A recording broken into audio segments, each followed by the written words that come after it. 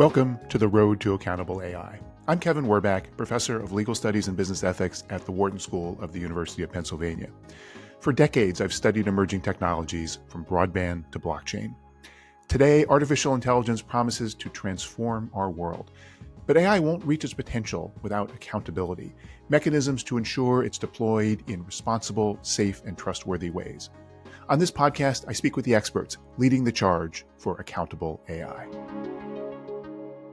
Azeem Azhar is the creator of Exponential View, a newsletter, podcast, and community that's one of my go-to resources on what he calls exponential technologies, which include AI and renewable energy. He's also the author of the book, The Exponential Age. He's an investor. He's the co-chair of the Global Futures Council on Complex Risks at the World Economic Forum, and many other roles. Truly a smart guy. And someone, as you'll hear on the podcast, I've known for a very long time. I've always found Azeem to be one of the most perceptive people in explaining both technological trends and their larger societal implications. So it was a delight to speak with him today about the trajectory of AI, its challenges, its similarities and differences from earlier technologies, how companies are thinking about responsible AI regulation, and the larger challenges of concentration in the tech sector. I'm sure you'll enjoy my conversation with Azeem Azhar. Azeem, welcome to the podcast. Kevin, it's great to see you again. I think we're getting into our 25th year of knowing each other. This is very frightening. And you've done a lot of different things, worked for various companies, started various companies. How do you explain to your parents what you do now?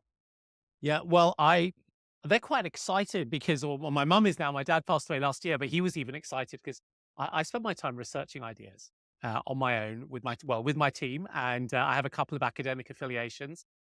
Research them, thinking about the intersection between this rapid technology change, things like artificial intelligence, and societal change, from the economy to our legal institutions and systems of governance. And then I bundle that up, produce a newsletter from it, write the odd book, help the odd investor or company, maybe with a speech here or there. So I'm, I guess, a one-man band, but I do have an amazing team of researchers who work with me.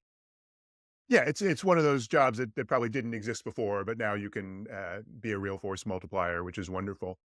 Yes. Let me ask you, when did AI first come on your radar screen as a technology you should focus on? Obviously, AI has been around for a very long time, Sure. but at what point did you notice that there was something really important going on? I, I actually, my first AI deal was done in 2001. So yes, it's been around for a long time, but then there was this additional shift because of deep learning. I first came across it in about 2012 or 2013 when someone in my team, my head of machine learning, wants to take a job at some funky London startup called DeepMind. I don't know if you've heard of them, and I persuaded him not to do that. And then when we sold my company, I had some time to think, and then I dug into things, and I saw something was happening, and that was about 2014, so about a decade ago. What's changed in terms of either fundamentally AI or how we think about AI today? The technology has really, really matured, and what happens in the process of maturation is things that become so hard. Only the very, very best researchers in the best research institutions can make sense of them. And then over the course of 4 or 5 years, they move to being available as an executive ed class for a couple of $1,000 at a business school, right? And that is how a technology deploys into the economy. So a lot of those things have happened with deep learning based technologies and traditional machine learning systems like classification and discrimination and so on. But the other thing that has happened, of course, is that the waves of discovery have continued. Um, Alongside that, uh, the underlying infrastructure, the enabling technologies have become much, much more capable.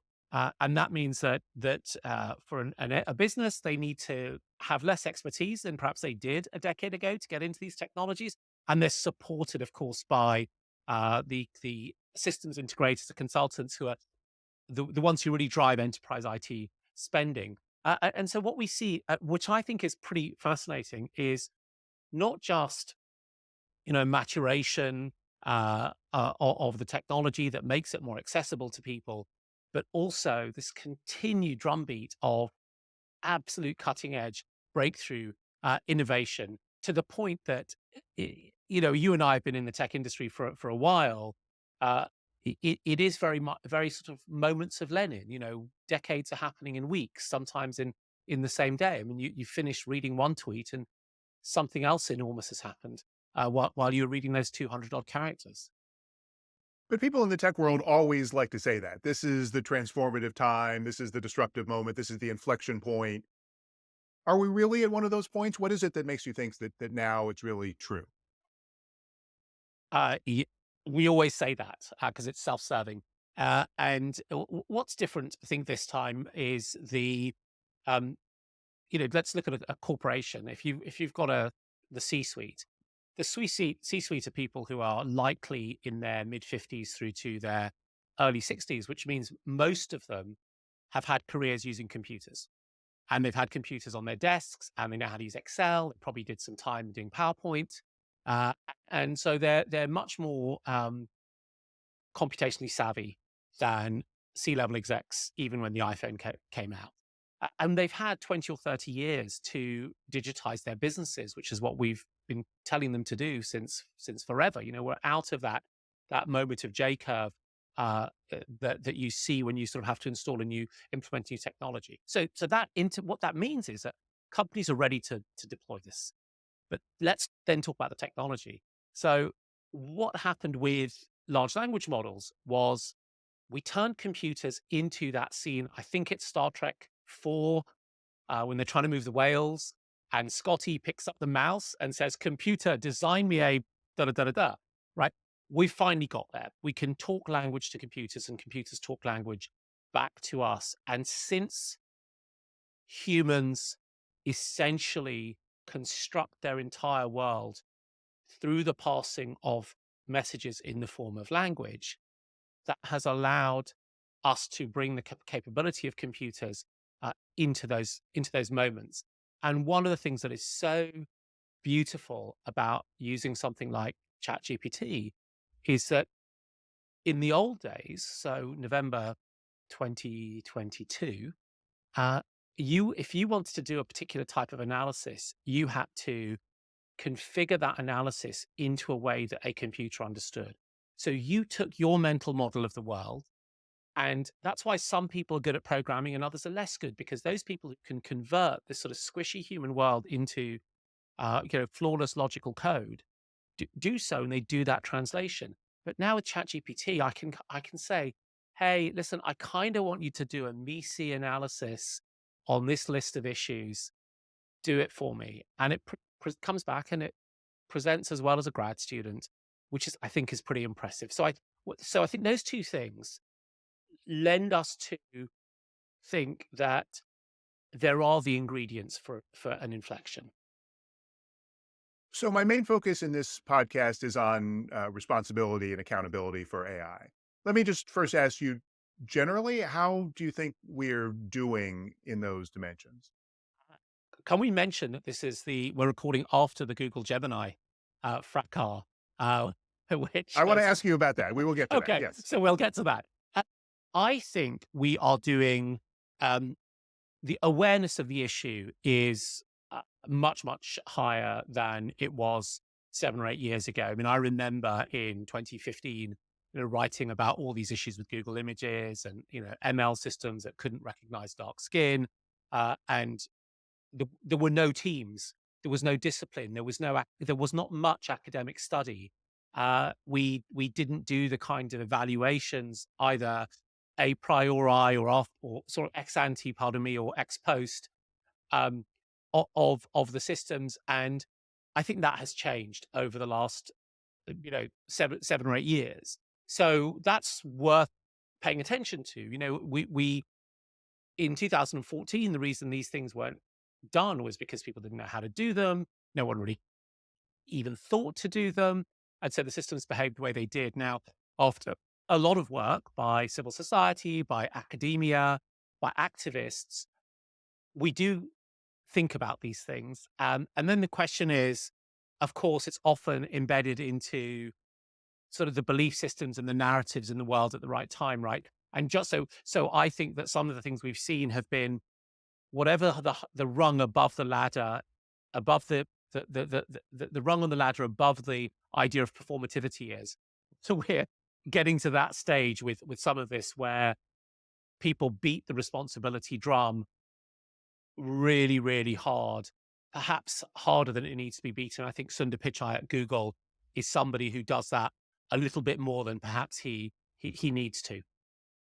Yeah, so let's talk about this example with Google Gemini, where for those who aren't familiar, they built an image generator model and a large language model, and addressing exactly those issues you're talking about, concerns about bias, went too far. That in some cases, the image model would produce literally non-historically accurate pictures of Right. people. The text model would just refuse to answer totally anodyne questions, saying they're too controversial. So people have different reactions to this. Mm. What's your takeaway or main takeaways from that incident?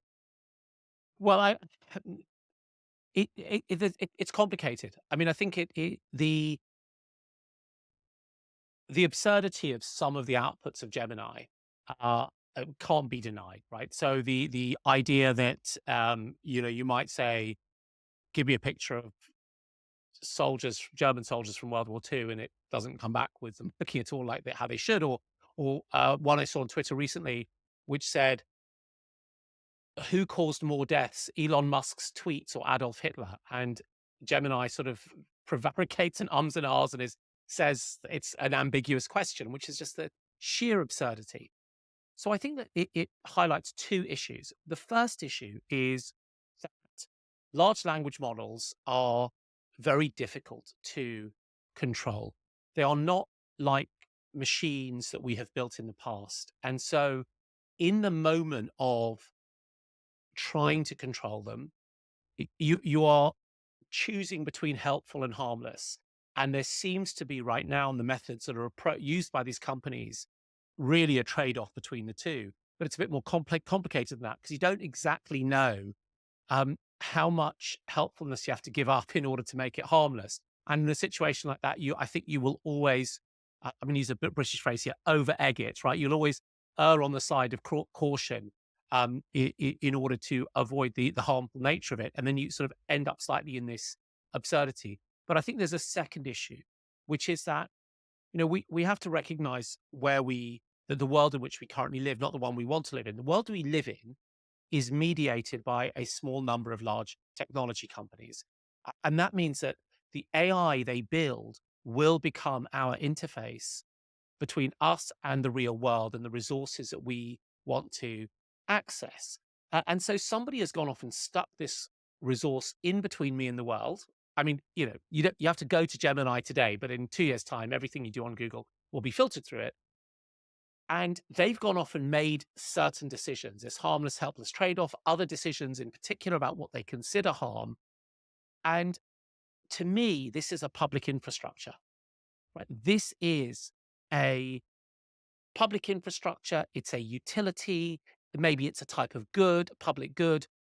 And Google did talk a little bit about what went wrong, but not into the degree of sufficient transparency of this new role they have of guarding something that is not purely a private asset. So I think that there are these two issues that we have to talk about and make sense of.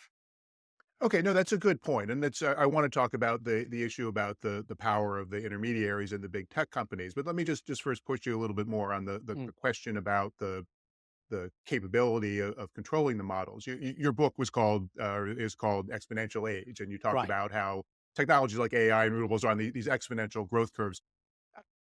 Is there a concern that the improvements in the technology are an exponential curve, but our ability to control them are something like arithmetic? And I'm not just talking about here in terms of the broad kind of alignment that the AI doesn't kill us all when it Mhm. becomes super intelligent, but even on what seems like a fairly mundane Yeah. problem, like not having biased image generation. Is that potentially an unsolvable problem?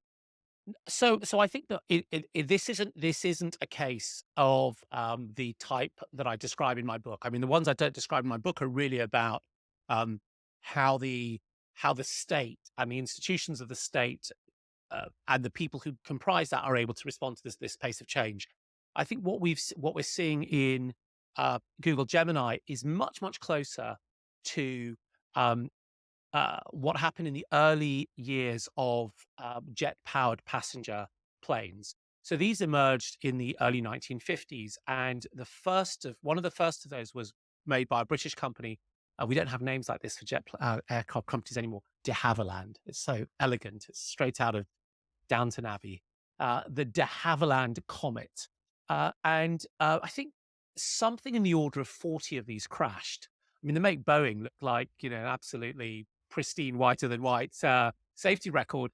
And about 40 of these crashed. There were 20 of them had fatalities, and about 500 people died when these planes um, kept falling out of the sky. And the reason was that they had square windows, and the corners of the windows at jet speeds in the thinner atmosphere heated up much more, created lots more metal fatigue than they'd ever experienced in propeller planes that were at a lower height and traveling more slowly. And they couldn't do, they didn't have computational fluid dynamics, right, to simulate all these things. Um, and and we figured that out, and yes, 500 people died, and air travel is now so much safer. Now, I think that that's partly what we're dealing with within the world of the large language models, right? Which is that these will be made safe in some way. They will become progressively safer. Now, not everyone agrees with me. There's an academic called Gary Marcus who I think would take a different view to that and say that's kind of really hard, if not impossible, to make them safe, and they're poorly designed. But I think they can be made safe, and we will learn how to do it. Now, the challenge is that Google is in a race. It's in a race that is both strategic, that in some sense is almost existential, that is commercial, that is also about corporate and personal pride, which is driving them really fast. And we have constructed a world where we are are looking for some hype to drink from, um, as sort of consumers of the media, and so this pushes this process of actually figuring out how to make these things safe out into the limelight much faster. And so in some ways, I'm a little bit sanguine about the fact that this happened. I'm kind of annoyed. I feel it should have been caught in testing, but I think it is a case of it's this technology is it's 7 years now since the first academic paper. It's it's really early, and to be honestly, no harm was done except for Google. Google is embarrassed. It shut the thing off. It'll figure out a fix. We won't see it. Is anyone really missing having an AI based image generator for an extra few days? None of us are. But won't that competitive dynamic you talk about continue? Because the company that has succeeded the most so far is OpenAI, partnered with Mm. Microsoft, which took the kind of Mark Zuckerberg move fast and break things approach, while Google waited to deploy its LLM because it was concerned about all of these issues. If that's always going to be the case, isn't there going to be constantly commercial pressure to push the envelope and not even to take the time to develop the solutions that are possible? That's that's business. I mean, when we read the stories of what business people did over the last 150 years, I mean, they make um, trade-offs, and they have to apply their judgment, because nothing is perfect. No one has perfect resources. There are always competing needs, and there's also always ego and selfishness and profit motive in it. It's happening a a public space, which of course the business people behind them, and that's what they are. Let's not call them founders. Let's just call them business people. They're just like the greengrocer down the road. Um, they benefit from the publicity that is being created by all of this, and they have to make difficult choices. I'm I would say, with having spoken to him a few times, but not knowing him because he's very hard to read, Sam Altman, I would say that Sam is extremely, probably very keen to make all his products factually accurate and generally pretty safe, not as safe as a, you know, nervous Nick might, want, but pretty safe.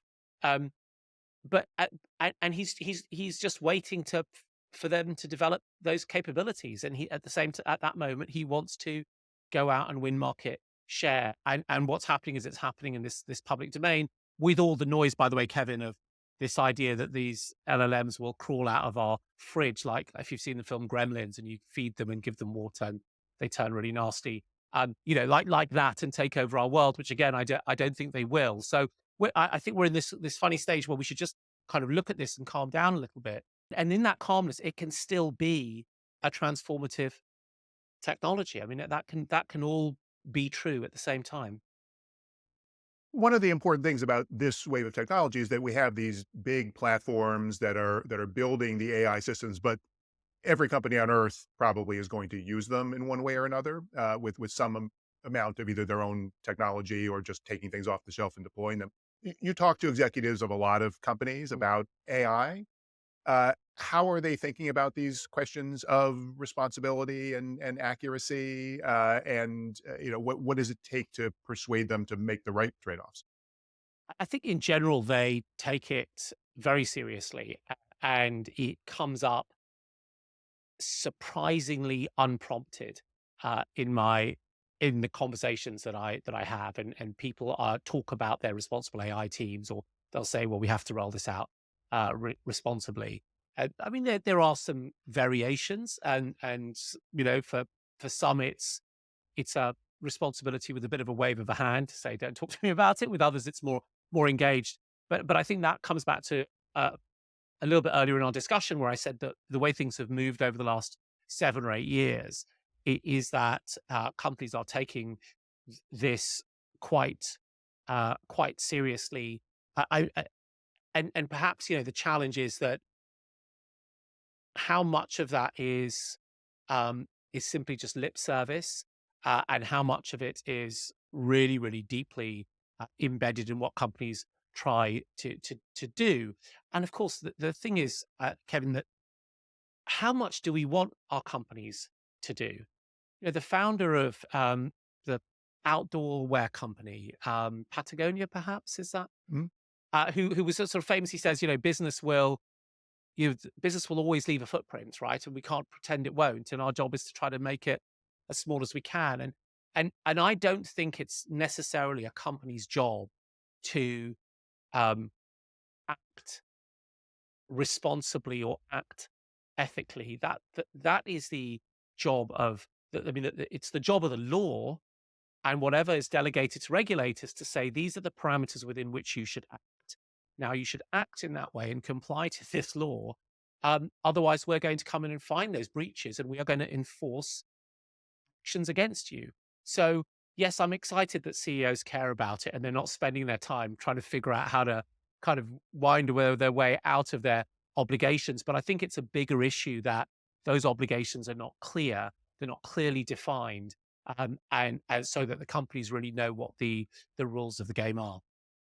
Yeah, that gets back to the point that you made earlier and you talk about in your book. Is there going to be enough capability in government to make those rules appropriately? Well, I mean, the government's getting better. It's definitely getting a lot better, and I think we tend to have a slightly sneery view of government, but we can go back to the first consumer privacy legislation, which came out in the early 1970s in California, on the basis of the arrival of computer databases. I mean, that is phenomenally far-sighted. I mean, if that person had gone off and said, computer database is going to be huge, I'm going to build a company, they would be, yachts aplenty by now. And in other areas, governments have been pretty pretty impressive. I'll give you another example. My house was built in 1925. Um, the cable that carries the electricity is rated at 100 amps and is still more than my house uses a century later. And we've got two electric cars, and I have we've got all the electronics you might imagine. So governments can be farsighted. The legislation and the rulemaking around genetic modifications in humans, right, was well ahead of the technology.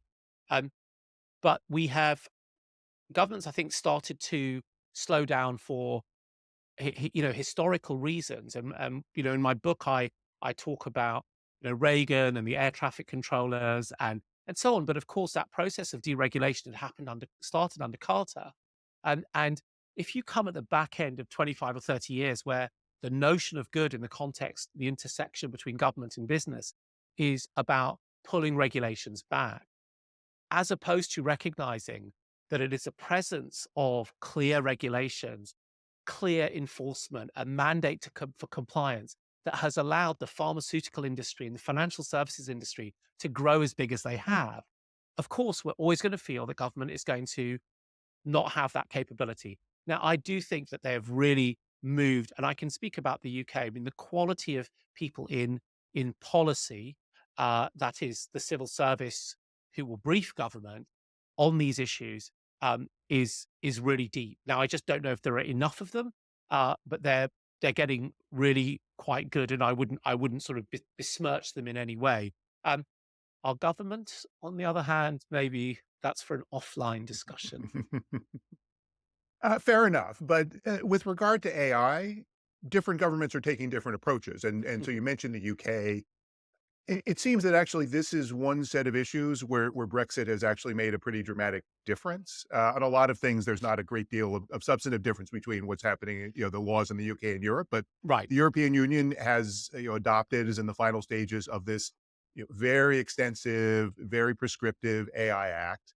UK government, at least from my perspective, more like the US, has taken more of an approach of saying, let's look at what existing laws out there. Let's try and figure out and have different kinds of rules and how to balance innovation with regulation. Seems like a very different approach. So first of all, I guess do you see that, and then what do you think is the best approach for governments to take? I definitely do see that. And I certainly see that gap emerge. And there was something else that was about the sense of victory that was coming out of the various parts of the EU. And we haven't created $100 billion company since SAP and now Novo Nordisk, right, which has got rich on Americans having an obesity problem, right? I mean, because they make semaglutide, the GLP-1 agonist, and so it's a really odd thing um, to celebrate. Uh, the other thing is it's a really big act, and in a way, some parts of it may have been hurried, especially the bits that relate to the large language models and those uses. But in reality, that has to now go through processes which will detail how things will get enforced. Um, so we know that really bad laws can be created. I think, for example, the many people probably view the Patriot Act, hastily put in place in the US after 9/11, as something that has resulted in some overreach and might need some paring back. Um, but I think that the issue that I have with the EU Act is less about the specifics of the detail, but it was more about the posture of the participants towards this remarkable technology and what was really embedded within that, which was, I think, a bit of a distrust about with American firms. Um, but there wasn't within it a sense of we'll create an alternative. And so then the question is what actually happened over this period of time. So I think in these moments of really, really rapid change, you need to have principles based approaches to regulation, right, rather than hard and fast rules. So I would say that that's probably more a British style than an American approach. And you need that because the underlyings change um, so frequently. So I think that feels like it's sensible.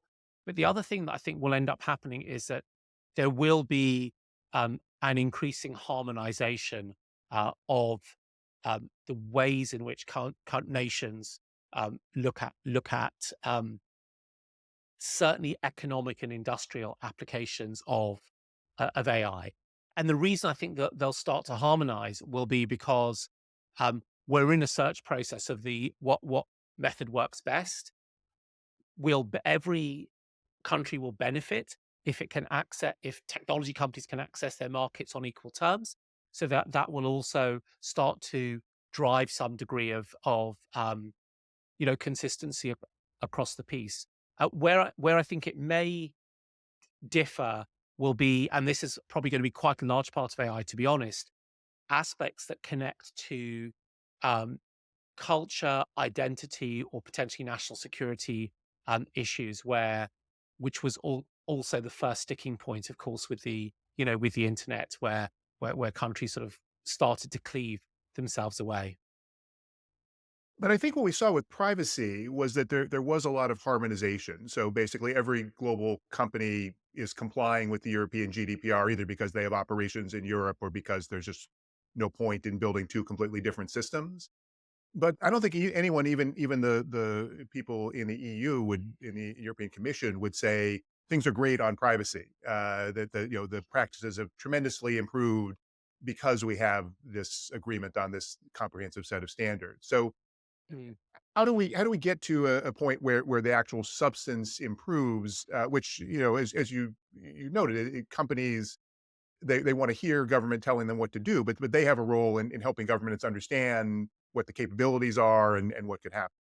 I think a really great example of that was what happened with Apple and the App Store. So the under the DMA, the Digital Markets Act regulation, because Apple operates this App Store that is sort of so big and so dominant, it has to provide alternative means of payment and alternative app stores. So if you're in the EU and you have an iPhone, this is going to be odd to your American listeners. You can kind of get apps from a different store run by someone else, and you don't have to pay through Apple. And and of course, Apple has gone off and complied with this, and it involved something like writing 500 new APIs, which are kind of quite complex ways in which you use computer services over the internet. Um, and they introduced new pricing mechanisms, because what they've done is they've absolutely complied to the letter of the law, as you'd expect, because they can afford good lawyers. And people are arguing they haven't complied to the spirit of the law. And this is the old problem of the sorcerer's apprentice, right? The Goethe, the old Goethe short story, right? Where we've got this technology, we try to control it, we give it rules, and it like follows them to the letter. And so I think that raises issues about um, when and how is the right time uh, to write these rules, and how do you get people sitting around the table at the same time? Now, I was actually quite a supporter of the Digital Markets Act, because my framing is that there is a tendency towards dominance in digital markets for reasons that I initially probably, Kevin, learned from you 25 years ago. Um, and and that force of gravity continues. And because there's this tendency to dominance, you will have concentration of power. So you need to find mechanisms to be more onerous with bigger firms than smaller ones, because the bigger ones are so much bigger. So I was, at a high level, I was a supporter of it. I think that the issue is, and there's another analyst called Benedict Evans, who I think probably made a better call on this than I did, where he said, well, look, the kind of the problem is that even if Apple is dominant, the process is safe and it's easy on the App Store, so consumers love it. So no consumer is going to go off the App Store to the dodgy flea market, with men in grey coats of saying want to buy an app, when they can safely buy an app from the App Store. And that I think has a lot of momentum behind it as an idea, and that I think brings to bear the fundamental issues of um, capability within government, and who did you have the right sorts of people who really were able to have the right kind of dialogue to get around the problems of corporate capture, which is what we saw with GDPR, and have that conversation. And I don't think we did. So I mean, that's a very long answer to say, um, you know, it's quite hard. I'm not sure it's necessarily going to serve European customers particularly particularly well. I think what's hidden slightly below this is that these are all American companies. I mean, the rules are not written to discriminate against American companies, but um, it just so happens they're all American firms, and will continue to be if what we do is celebrate passing laws rather than building companies. One more question. Yeah. You're pretty optimistic, it sounds like, both about the path of the technology, the business option, and working through these regulatory issues. What do you worry about? Where might you be wrong about any of these aspects that you think about? That's something that might put us on a bad path. Um, that there are really interesting things that have happened that I wouldn't have predicted, like that a trained scientist running a major nation would shut down the nuclear program, as Angela Merkel did. That would, yeah, I would now, I could run that tape 100 times. I would always say she's not going to do it, and she did. Um, so I guess I get slightly concerned about the growing dominance of these firms. I mean, less so Nvidia. I mean, they're going off and making a lot of money because they're so far away from the customer. But the power and the capability that these companies will increasingly have, and then what that means in terms of their ability to control what's left of the public square, and to do so in ways um, that aren't really in the interests of the people who live there. And I think that we've seen some aspects of that play out with the way targeted advertising works in the US, and Facebook over not necessarily the last couple of years, but the years before that. I'm a very simple man, and so I simply go back to ideas of concentration of power, where wherever I see that processes and mechanisms that can reinforce concentration of power, it makes me it makes me nervous, because I can't believe that if you are that powerful, you aren't somehow skewing the rules or taking a kind of shifty vig on the side, that we don't know about. So where I could be wrong is that we don't put in things that slow down this agglomeration. And the other workplace I could be really wrong is whether it's even possible to slow it down. So some days I wake up and I think, I'm just not sure it's possible to slow it down. It doesn't matter that Google and Apple are a bit scared of Lena Khan at the moment and aren't buying companies. I don't think it's going to slow down how quickly they grow. And I could also be wrong about that. What I'm not worried about so much is, I'm not worried about AI accelerating and getting out of control. And the reason I'm not is because I think we technologically co-evolve systems to keep it safe, even if we can't co-evolve the regulatory systems as quickly. Um, but that's really about it. And of course, Kevin, I'm worried about the elections in the US and elsewhere, and I'm worried about what might happen with China and what might happen with Russia. I mean, those things are just background noise for 2024. Really, they're the track to which we're going to be dancing. Absolutely. No, a lot out there to worry about, a lot more that we can certainly talk about, but we're out of time at this point. Azeem Azhar, thank you so much. Always great to hear from you, and appreciate you sharing your perspectives with the road to accountable AI. That's been wonderful, Kevin. Thank you so much. This has been The Road to Accountable AI. If you like what you're hearing, please give us a good review and check out my Substack for more insights on AI accountability. Thank you for listening.